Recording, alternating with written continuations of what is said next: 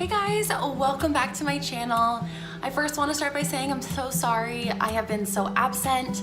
The month of December was so crazy and it has just been so busy over here. We hosted for Christmas, which was amazing, and we just really took in the holiday with our family. And then we are getting our house ready to sell. Actually, this coming Monday is when it's gonna be going on the market, hopefully, fingers crossed. And so we've just been so busy, and I'm so happy to be back and making videos. I feel like I have enough time to sit down and make a quick tips and tricks video for you guys on how we survived the casting process as well as Boots and Bar, and I am so excited to get started. So I'm going to jump into the video, but before I do, if you haven't hit that red subscribe button down below, please hit that button. It would mean so much to me to have you guys a part of our community here. I love connecting with all of you moms out there who have gotten the same diagnosis as we have, and also all of our friends and family that follow along with us. We just love having you here. So let's get started with this video. So for those of you who are new here, I have two boys. I have Ryder, who is 16 months, and Taylor, who is 4 months old. Both of my boys were born with clubfoot. Taylor on his right and Ryder on his left.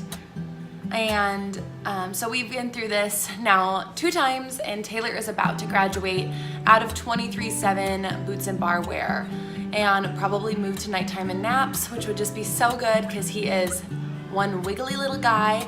So I figured that now would be a great time to make the video giving you guys some tips and tricks on how we made it through, because it can be really difficult, especially with that first cast and when you first move to Boots and Bar. And I think that some of these tricks can really help you guys.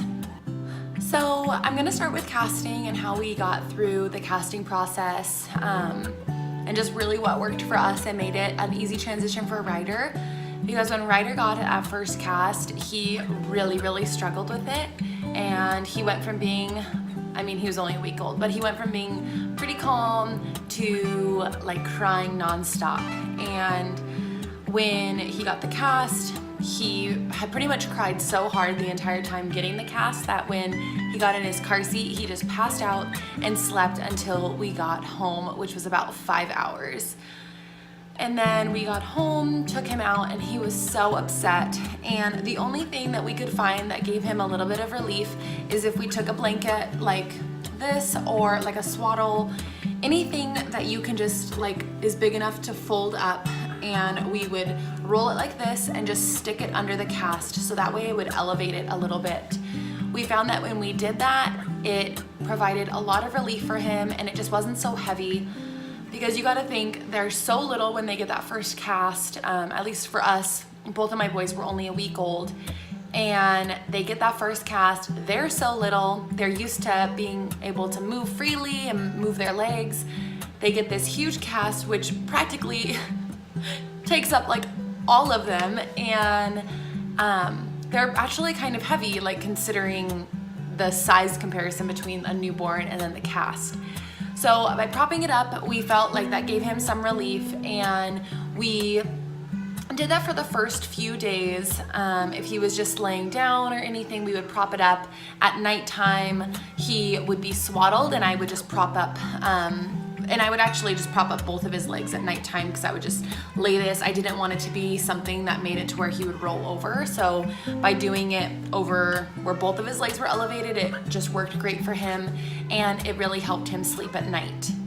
So then the next thing that we tried to do was if we were holding Ryder or, yeah, pretty much when we were holding him, we would try to just be very careful with that leg in the beginning, like the first few days. We would try to help hold it or support it so that way he wasn't kind of having to like move it himself, because we just figured that the leg must be so tender in there from having such a huge movement and being in the cast. So we would just try to help support it as much as we could, and then slowly stopped supporting it a little by little each day as he got older. And we felt like by doing that, it helped him to gradually move into the cast rather than like oh, you have this cast, you need to hold it yourself. So that really helped us. And something that you guys just need to hear is that it will get better. I know that it is extremely scary when you have your newborn and they get this cast and all of a sudden it seems like you have a different baby because they are mad and fussy, but it does get better. And each day that goes by, you're going to notice that they're more comfortable with it. And by the next week, Ryder, I would say probably within 3 or 4 days, Ryder was so much more comfortable. He would move it around a little bit, kind of shimmy it, and it just, he grew to know that it was a part of him, and that's what it was. It was just a part of him and he didn't know any different. Something that Ryder really struggled with was gas. I think this is because he wasn't able to pump his legs. At the time I was breastfeeding, and no matter how many times I would burp him or anything, he would have terrible, terrible gas pains. And so we learned, tummy massage and also, the bicycles. But something that we really appreciated was those gas drops, and we used those for Ryder quite a bit. And they did really help make it through, because since they can't move that leg, he really needed something else to help him being able to move that gas, and those really helped. I know there's like Mylicon or just like the generic house brand, whether you go to Target, Walmart, wherever, that you can find them, and they worked great for us, for Ryder. But overall, each cast will become easier and easier. By Ryder's second cast, he was totally used to it and didn't cry, didn't anything. And from there on out, it was a lot better. For Taylor is a different breed. He didn't even care that he had a cast put on him to begin with. He was super calm, and we didn't really have any issues with Taylor getting his cast. He never really fought it. We never had issues with the cast like falling off or anything, which I know some people have. If you are a clubfoot mom and you've gone through the casting process, please leave your tips and tricks for other clubfoot moms down below. I know there is quite a few of us clubfoot moms out there, and I'm sure we're all going to be looking in the comments for other things to help each other. So leave your tips below also. But that's pretty much everything that it comes to casting. There's really not a whole lot, just time that gets better. I know that people do Tylenol. We never did Tylenol with Ryder or Taylor for the casting process. We just never needed to. We did use it for Boots and Bar. So let's jump into Boots and Bar and see how we made it through. So for those of you who have not experienced Boots and Bar, this is what it looks like. It looks pretty much like a snowboard. So there's these boots. They have little buttons on the back that they slide off of, and that is that. As they print it, they look the same. And then they just get bigger and bigger and bigger. And then the bar, they measure out to their shoulders. And so the bar will get longer and longer. These are for the poinsettia method. That is the method that we used for correcting both of our boys. We go to Shriners in Spokane and we see Dr. Bronson. We love him. We love the Shriners family that we have over there, and they have done amazing things for our boys. And that is the method that they recommended, so that's what we went with. So the move to Boots and Bar is extremely daunting. I thought it was going to be the easy part. I was very wrong. I hope that there's some people out there that had a really good experience with it, and I would probably consider our experience on the better side. Both of my boys got used to it, and I know that there's some clubfoot babies out there that do not get used to the Boots and Bar and have to switch to other styles. And so this is what really worked for us with these boots. So when your little one moves to Boots and Bar, generally they move to 23/7 wear. So 23 hours, 7 days a week, and they can have that hour of free time. For Ryder, we did it differently than we did for Taylor. For Ryder, we did 30 minutes in the morning and 30 minutes right before bed. So the reason we did that was we felt like by giving him, Ryder was on a very strict schedule, and we felt like by giving him these set times where he could expect to have that free time, that it would really work with his schedule since he was already so on a strict schedule. So first thing in the morning, those Boots and Bar would come off. He would get 30 minutes back on for the rest of the day. Right before bed, 30 minutes of free time with them off, and then they would go on at night and he'd wear them all night. And the difference is for Taylor did not struggle with Boots and Bar when he first got them like Ryder did. Ryder freaked out. He lost his mind when he got them. Taylor didn't. Taylor freaked out when we got home and he realized that he couldn't move in the way he wanted to, like pumping his legs, moving them around.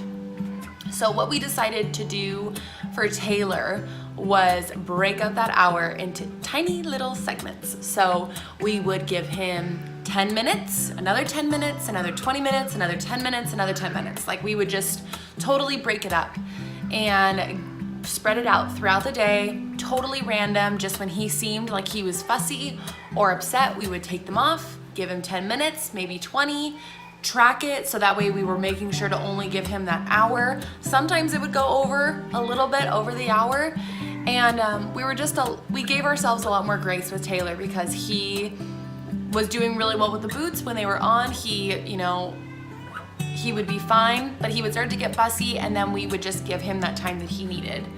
He wanted to join us. He knew I was talking about him. Hi, Tay. Wait. Are we talking about you? So the next thing I wanted to talk about was clothing items that made it a lot easier when they moved to Boots and Bar. With casting, I didn't really notice there wasn't anything that didn't really work. Most onesies and everything are super stretchy. They can get over those casts. That's something that I was really worried about, that they weren't gonna fit in any onesies because the cast was gonna be so big, but so many onesies were stretchy and I never really had any issue, especially at that newborn. I felt like the lower half of them was usually pretty spacious.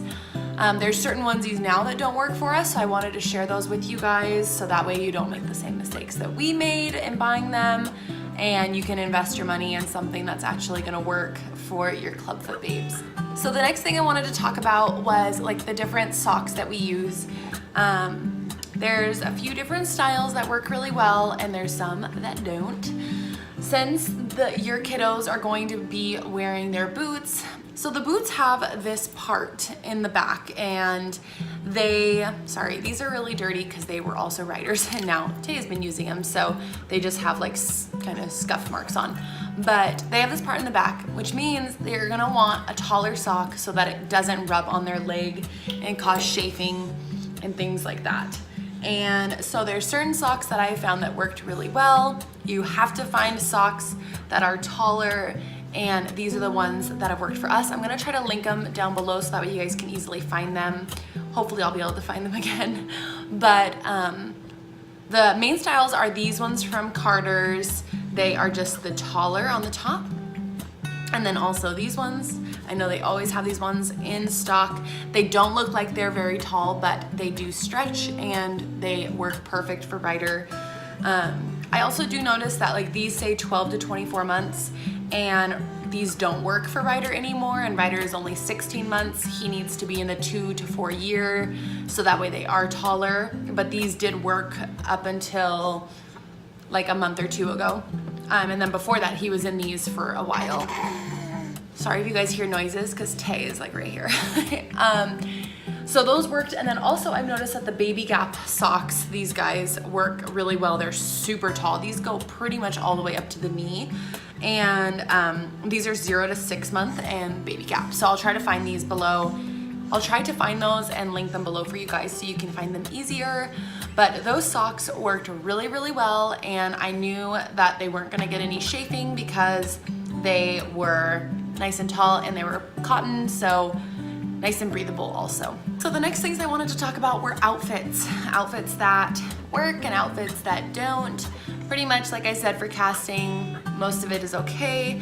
I do find that stuff with open bottoms like this do work really well, because then you don't have to worry about stretching over the boots. But pretty much if you want to do like little leggings or anything like that, you can totally do those with the boots.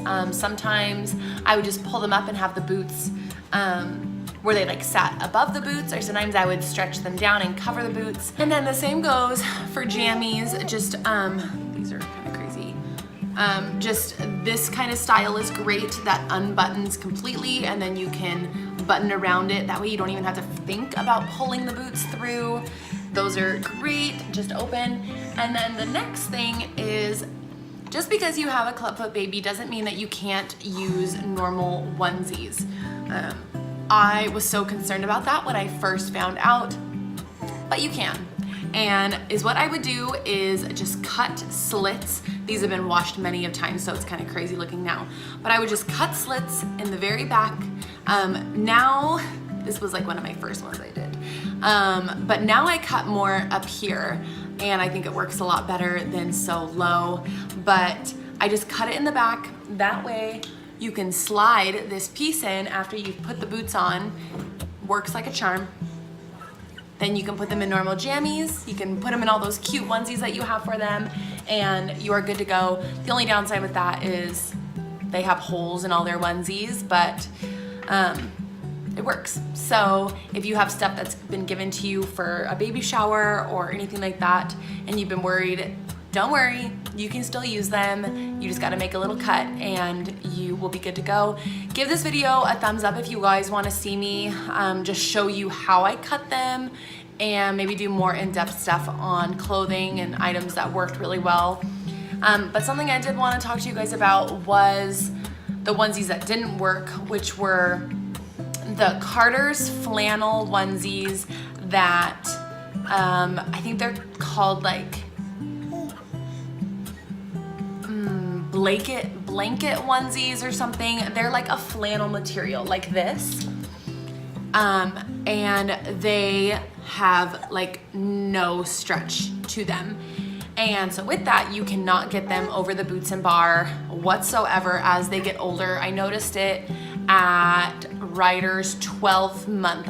My parents actually had got him some 12-month jammies, and when I tried to put them on Ryder, they would not fit over his boots. So those are just jammies. Like if I know we're not gonna leave the house, I will just put him in those so he's nice and cozy, because we live in Montana, so it gets cold. So I'll just bundle him up in those so we can still use them, but we can't use them when he's wearing his boots and bar.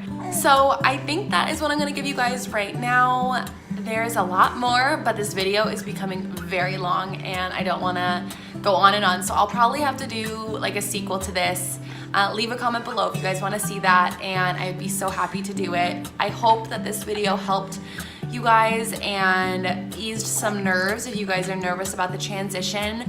But just remember, it's gonna be okay. They get through it, they get adjusted to it, and your little ones are gonna have perfect feet in no time. So I will see you guys in my next video, and thank you so much for watching. Bye.